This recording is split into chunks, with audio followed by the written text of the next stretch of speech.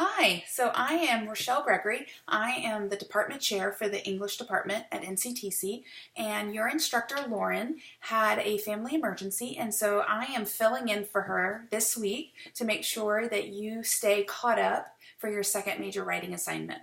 So we're going to spend a couple of minutes talking about some of the lecture notes that are posted in Canvas, so that way you have some framework. You have a framework for writing discussion 2 and your conclusion this week.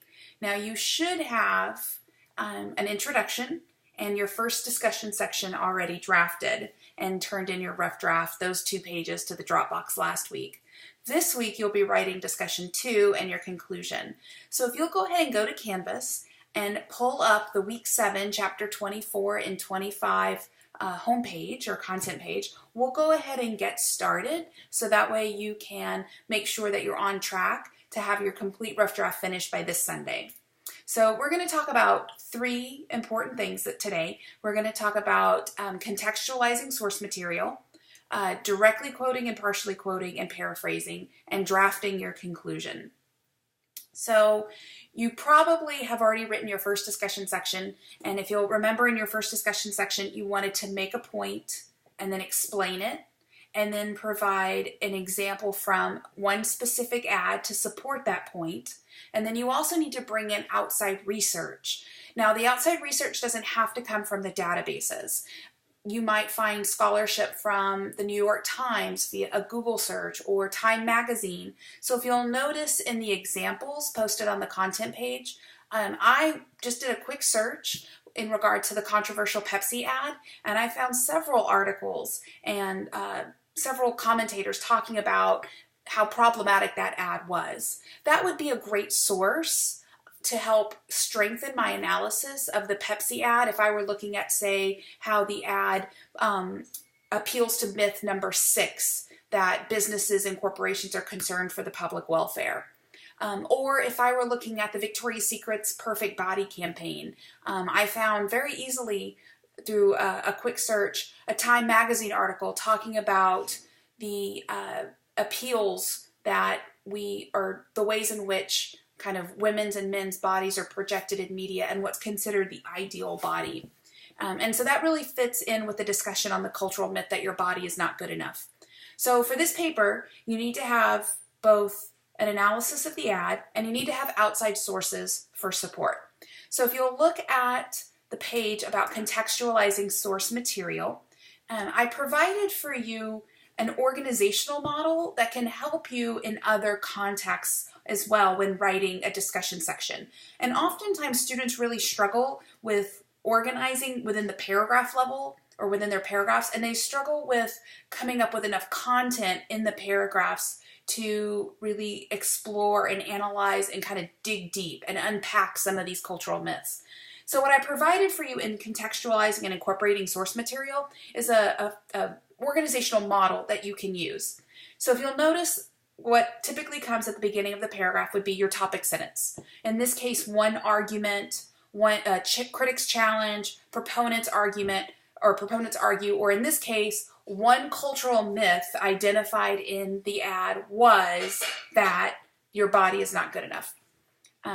Now, thinking about moving from general to specific, you might think about how you could start the next sentence with, in other words, this means that, right? You want to explain the argument. So in other words, this means that when we talk about your body is not good enough, it means that women are perceived as being never good enough. They're either too tall or too short, too fat, too skinny. Their hair isn't blonde enough or thick enough.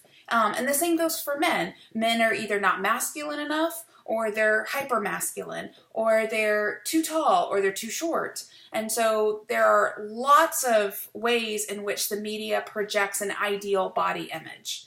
And that would be an explanation of the argument. Now, you can move from there into providing an example from the advertisement. So, for example, we see this cultural myth projected in an ad for Victoria's Secret's Perfect Body campaign.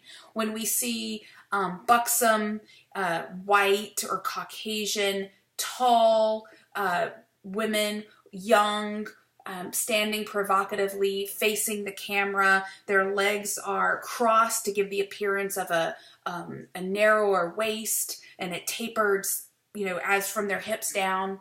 And then with it, on top of that, you see the text in bold letters, "Your body is not good enough," or you see more specifically, "The perfect body."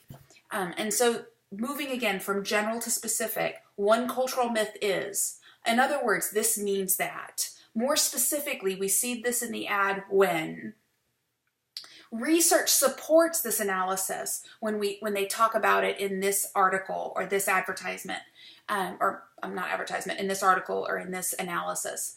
And this is all important because, so if you'll look at the contextualizing incorporating source material handout or page that's on Canvas, you'll notice I really tried to break that down for you. Topic sentence, explanation of argument, transition into source material for support, quote from the source material for support, paraphrase to make sure it's accurate, a summary sentence bringing it all together. And if you look at the model paragraph, this came from a student's paper from a couple semesters back, but I tried to color coordinate it so that you can see exactly each rhetorical move in that paragraph.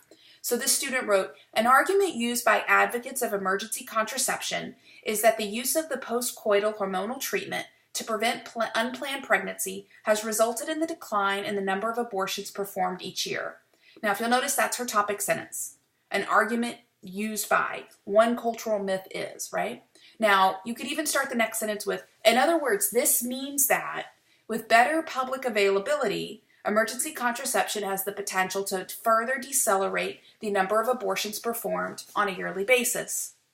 In other words, this means that, according to Kim Christberg, in Emergency Contraception, now available prescription-free, that millions of women in the U.S. have unintended pregnancies each year due to contraception failure or lack of contraception use, and that if EC were available to these women within 5 days of sexual intercourse and successfully prevented pregnancy, that the option of abortion would be eliminated."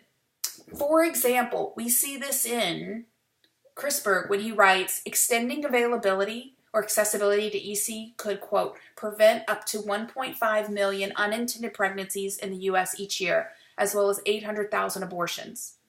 In other words, this means that emergency contraception has been a deterrent to abortions throughout the years of its production, and with increased availability, emergency contraception could potentially reduce the abortion rate on a much larger scale. So if you'll notice, even in that model paragraph, every sentence could practically start with, "In other words, this means that," or "For example, we see this," or "Specifically."